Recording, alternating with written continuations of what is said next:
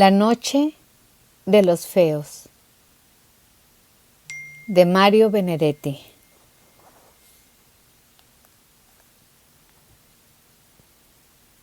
Ambos somos feos, ni siquiera vulgarmente feos.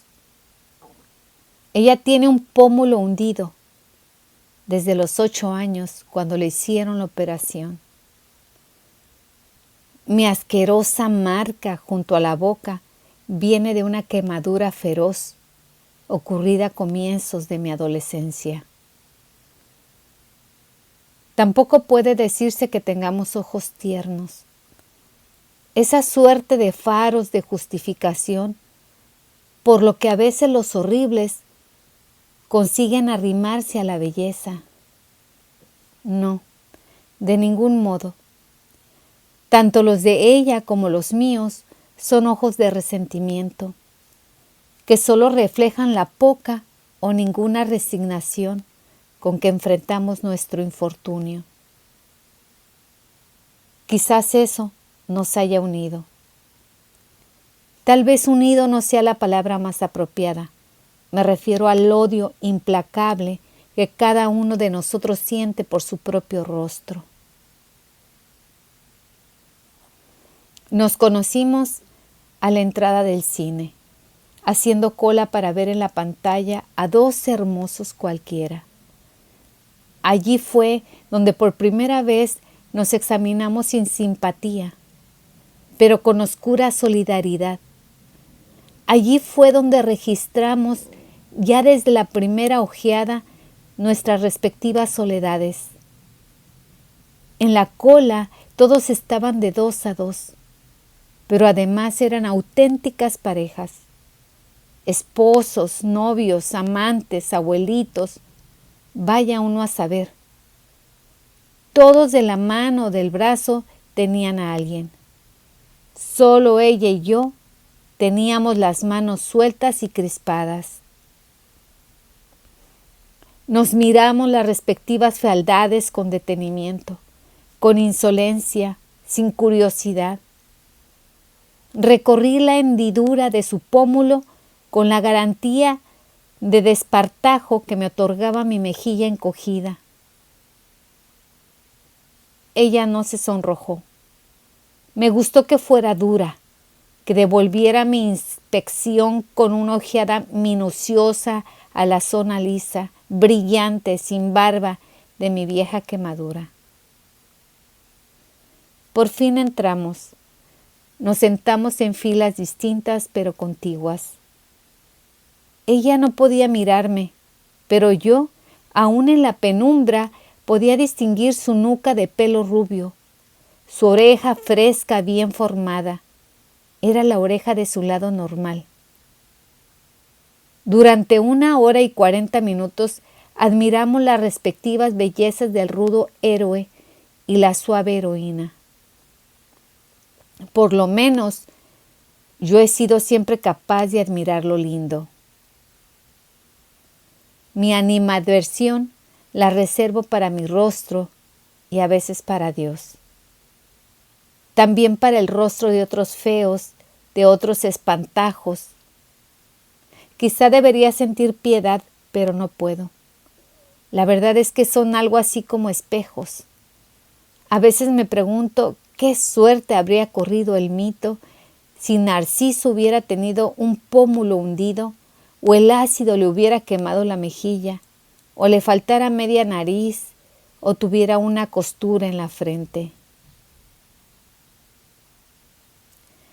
La esperé a la salida.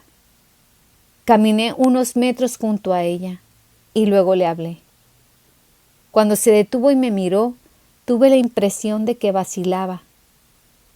Le invité a que charláramos un rato en un café o una confitería. De pronto aceptó. La confitería estaba llena, pero en ese momento se desocupó una mesa. A medida que pasábamos entre la gente, quedaban a nuestras espaldas las señas, los gestos de asombro.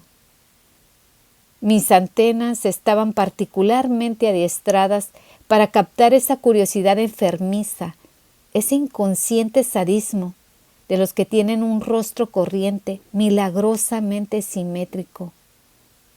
Pero esta vez ni siquiera era necesaria mi adiestrada intuición, ya que mis oídos alcanzaban para registrar murmullos, tosecitas falsas, carrasperas.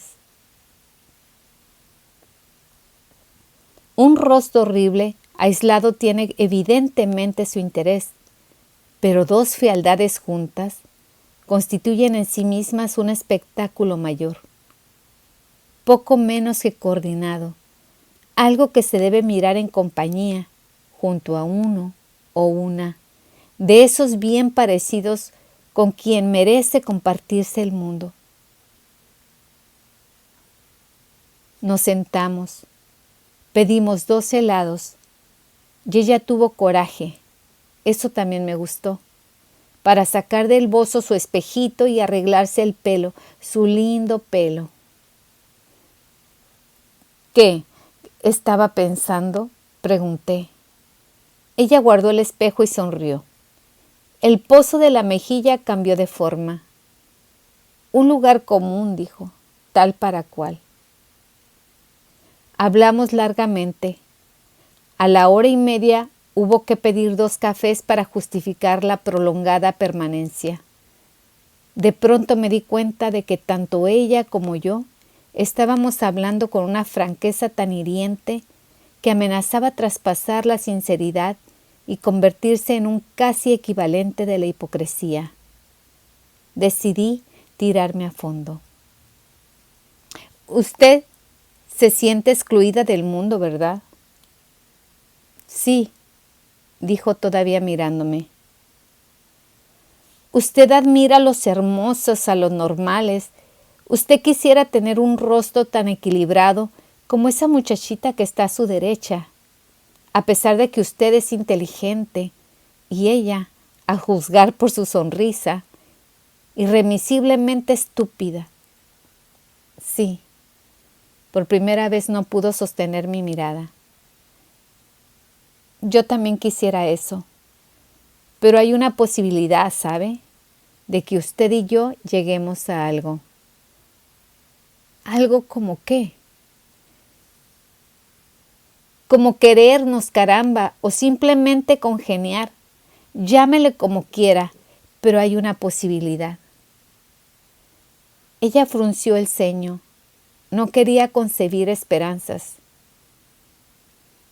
Prométame no tomarme como un chiflado.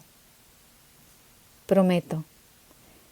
La posibilidad es meternos en la noche íntegra, en lo oscuro total, ¿me entiende? No. Tiene que entenderme, lo oscuro total, donde usted no me vea, donde yo no la vea. Su cuerpo es lindo, ¿no lo sabía? Se sonrojó y la hendidura de la mejilla se volvió súbitamente escarlata. Vivo solo en un apartamento y queda cerca. Levantó la cabeza y ahora sí me miró preguntándome, averiguando sobre mí, tratando desesperadamente de llegar a un diagnóstico. Vamos, dijo. No solo apagué la luz, sino que además corrí la doble cortina. A mi lado ella respiraba, y no era una respiración afanosa. No quiso que la ayudara a desvestirse. Yo no veía nada, pero igual pude darme cuenta de que ahora estaba inmóvil a la espera. Estiré cautelosamente una mano hasta hallar su pecho. Mi tacto me transmitió una aversión estimulante, poderosa. Así vi su vientre, su sexo, sus manos también me vieron.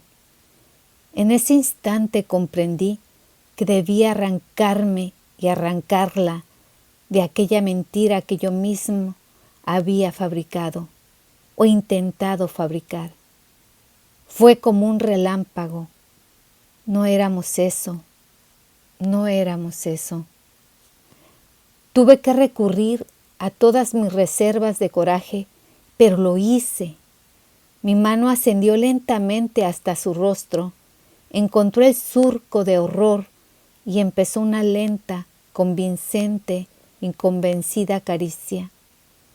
En realidad mis dedos, al principio un poco temblorosos, luego progresivamente serenos, pasaron muchas veces sobre sus lágrimas. Entonces, cuando yo menos lo esperaba, su mano también llegó a mi cara y pasó y repasó el costurón y el pellejo liso, esa isla sin barba de mi marca siniestra. Lloramos hasta el alba, desgraciados, felices. Luego me levanté y descorrí la cortina doble.